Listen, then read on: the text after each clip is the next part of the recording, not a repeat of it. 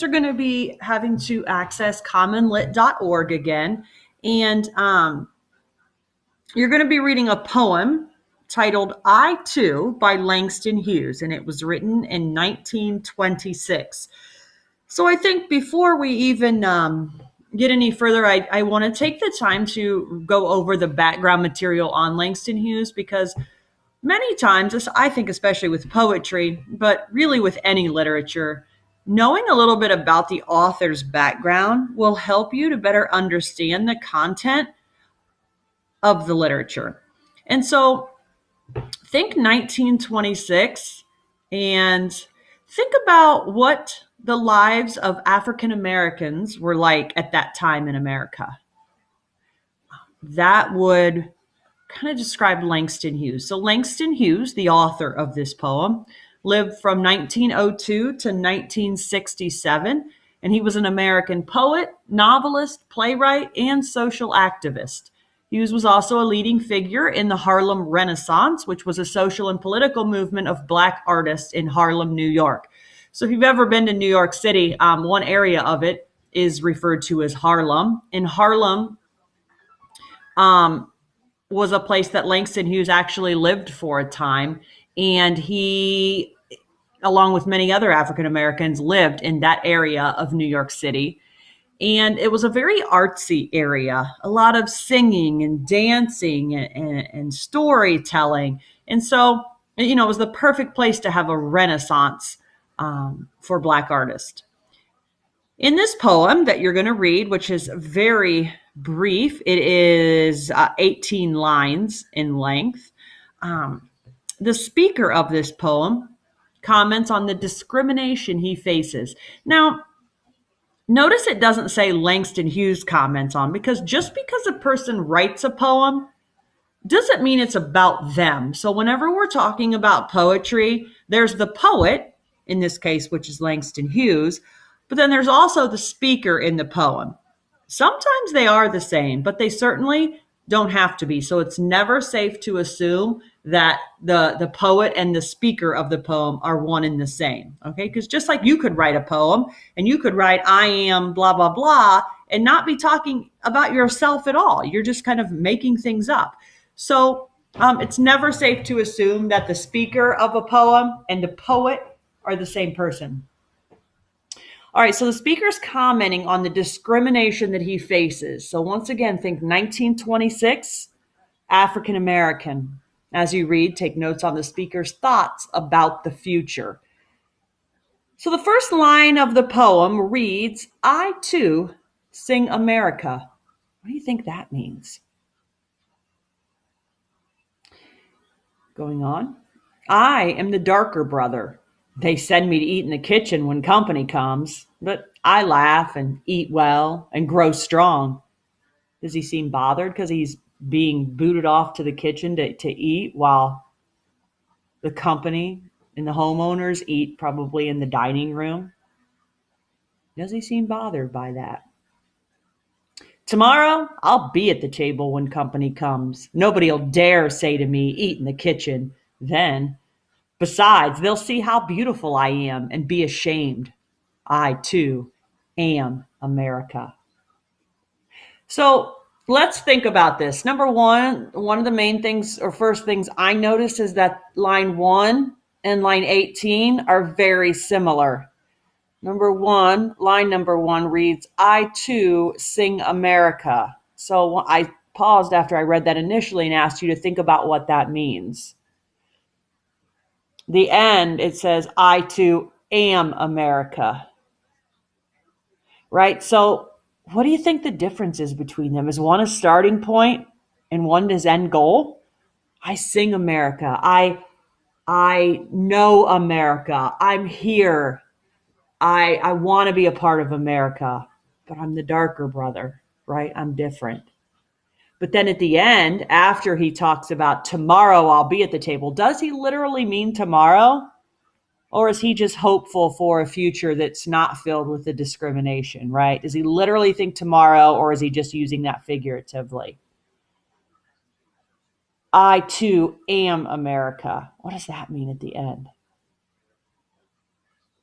I think at that point he definitely means that he is an American, no matter whether he looks like his white brothers and sisters or not, right? And by brothers and sisters, I'm just talking other Americans, not his biological brothers and sisters. He is just as American as anybody else in this country. Okay. He is American. Okay. I'm going to read through this one more time, and I want you to pay attention to the importance of each word, because when we're reading poetry or when a poet is writing poetry, there are a few words used, especially in this poem. So each one of them is very important. So anytime that you're reading a poem, and if you come across, and I don't think you will in this particular poem, but if you ever come across a word in a poem that you don't understand, it is important to stop and look it up, because it's not like a short story where we can just glean over it and move on and use context clues and figure things out. Or if we don't understand one word, it's not going to impact our understanding of the story. With a poem, because few words are used, each one is very important. So it's important that you understand each of them. The other thing that I want to point out about poetry is punctuation. We must, when we're reading poems, pay close attention to punctuation. Remember, commas tell us to pause. Periods tell us to take a breath. Quotations obviously mean, someone is speaking. If you see a hyphen like you do down in line 17 and be ashamed, that's just kind of another punctuation marking that indicates that we should pause slightly. Okay. All right. When you get to the end of a line, if there's a period, obviously you stop and take a breath. As I said, if there's a comma, you kind of pause. If there's no punctuation, like in line 3 here, where it says they send me to eat in the kitchen when company comes, there's nothing at the end of that line of poetry that's telling us to stop and pause or take a breath. So we don't. Okay? You must continue reading it. So instead of stopping at each line break, we must just pay attention to punctuation and let that dictate how we read the poem. I, too, sing America. I am the darker brother. They send me to eat in the kitchen when company comes, but I laugh and eat well and grow strong. Tomorrow, I'll be at the table when company comes. Nobody'll dare say to me, eat in the kitchen then. Besides, they'll see how beautiful I am and be ashamed. I, too, am America. Okay, so there was another reading of it. I think that sometimes if you can kind of put yourself into the speaker's mind and read this as they may have read it. So in this case, our speaker is a darker brother, using his own words. And so he's certainly an African-American male. And so I think if you can, just kind of channel that and what feelings an African-American male may have had in 1926 when being discriminated against in this manner. I'm sure there are, and I haven't looked, but I'm sure there are readings of this online if you would like to look. People who are reading it with a certain passion, if you will. So feel free to look it up and find an interpretation that you really like, and maybe share it with me. I would love to see what you guys come up with. All right, so when you're done reading the poem, we're going to do the 4, and notice there are 5 questions here. I realize that, but I only assigned in commonlit.org the 4 multiple choice ones. They each deal with theme. Many of you are still having issues with theme. Remember, theme is the life lesson, okay? What does this poem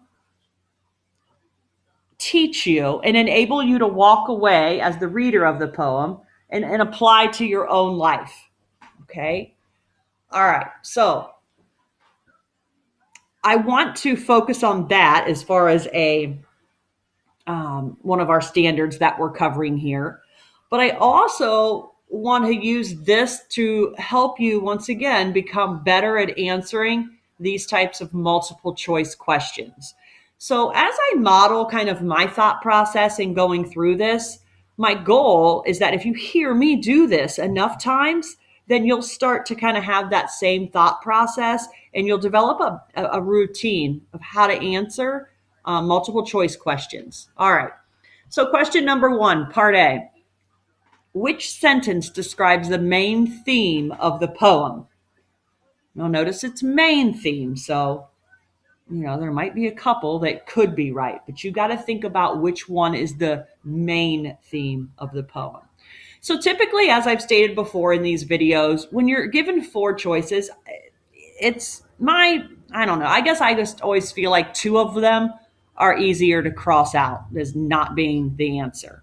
And then we have to choose between 2 that, are a little more closely related. So looking at these 4, A says it's important to remain hopeful, even in the face of adversity. Is the speaker of this poem facing adversity? Well, he got sent to the kitchen, right? He's facing discrimination or not being treated equally. Does he remain hopeful? Yeah, he's hoping for a day when he's not treated like that, right? So that's a possibility. We'll leave that one in play. B, social change and progress takes place more quickly than you realize. Now, I can see where they're getting that theme. They're getting that from that 3rd stanza where it says, tomorrow I'll be at the table when company comes. But is that the main point of this poem? Social change and progress takes place more quickly than you realize. Did we focus on the change and how things are so much better years later? No, that's not the main focus of this poem from stanza A, from the first stanza to the last stanza. So that one is not going to be our answer. So I would go ahead and cross out B in my head and say that's definitely not it. So now let's move on to C. People often don't realize the depth of their own prejudice. Is this poem focusing on the people who are being discriminate? Are they focusing on the people who sent the speaker to the kitchen? No, they're mentioned, but they're not the focus, right? So it can't be C either. So right now, A is our best option, but we still have to read D, right? You always have to read every option. D states the color of your skin doesn't determine whether or not you're American. Ooh, there's that keyword American. And if we look back up into the poem, that's what that first line and the last line focused on, right? I too sing America. I too am America. So that theme, the color of your skin doesn't determine whether or not you're American. Did this speaker of this poem, from the start of it to the finish, focus on the fact that he's an American? And just because he is an African American doesn't make him any less American. Okay. So that's an option too. So basically you have A and D as your options. Did it focus more on did the poem focus, if you choose A, you're saying that the poem focuses more on remaining hopeful. Whereas D is saying that you're an American no matter what color your skin is and how you're treated or whatever. It makes you no less of an American. Okay, so A or D. Then when you move on to 2, which detail from the text best supports the answer to part A? So what I usually like to do when this is the case is I like to take the time to match them up with the theme that they would go with, right? So because I already know if something matches B or C, then it's definitely not the answer because I didn't choose those 2. I too sing America. I am the darker brother. Okay. Which one would that go with? Which of the themes up top here? I would say, because this is I am the darker brother and it's got the word America, I would say that one definitely goes with D. Okay. Hopefully you're understanding how I'm making that connection. B states they send me to eat in the kitchen when company comes. I would say that probably goes with C because it's talking about what the people are doing and how they're being prejudiced. So we know this B is not the answer either, right? Because we didn't choose that theme. C, tomorrow I'll be at the table. That one probably goes with B. Social change and progress takes place more quickly than you realize. Did we choose B up here? No, that's one of the initial ones we crossed out. So we know it's not C. So far, we have A as an available answer, right? Well, let's look at D. They'll see how beautiful I am and be ashamed. That one, once again, seems to go with people often don't realize the depth of their own prejudice, right? Because we're talking about the people who are being discriminate toward their victims. So, with that in mind, we know B and C aren't the answer, and B, C, and D here all went with B and C. So, it's got to be A, which should then help you determine which theme up here is the right one. Moving on. You can rewatch this video if you need to kind of get some clarification on my train of thought. You might have to watch different portions of it a couple times. Feel free. Number 3, how is the detail of the speaker being asked to eat in the kitchen important to the theme? A, it emphasizes the unfair treatment the speaker receives. Did him being sent to the kitchen to eat when company came over, did that emphasize that he was treated unfairly? Yeah, okay, so it's a possibility. B, it highlights the speaker's dissatisfaction with life in America. Did the speaker ever say he was dissatisfied with life in America?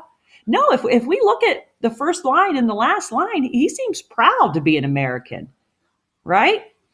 Okay, so it's definitely not B. C shows how unfriendly people are in America. Once again, are we talking about people's manners, being unfriendly or being friendly? No, that's not even a subject in this poem. So it's definitely not C. And then D, it reveals how unaffected the speaker is by discrimination. Is the speaker unaffected?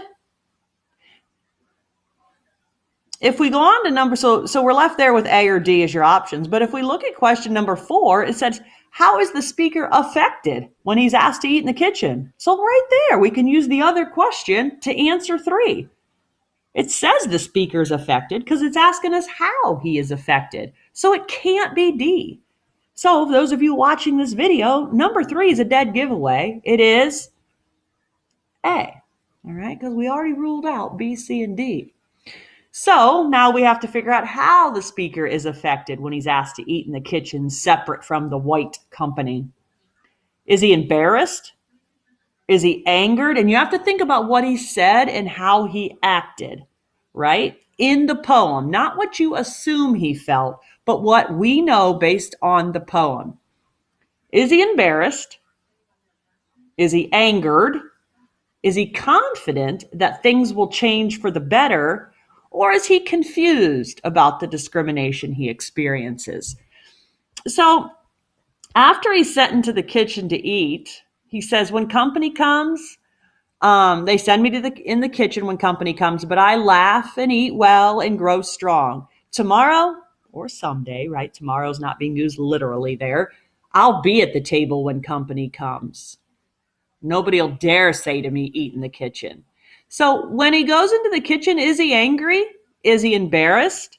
Is he confident that someday things will be different? Or is he confused? Okay, so you're going to pick those or pick the answer for that one. And that's all that you need to do for tomorrow or for today. Sorry.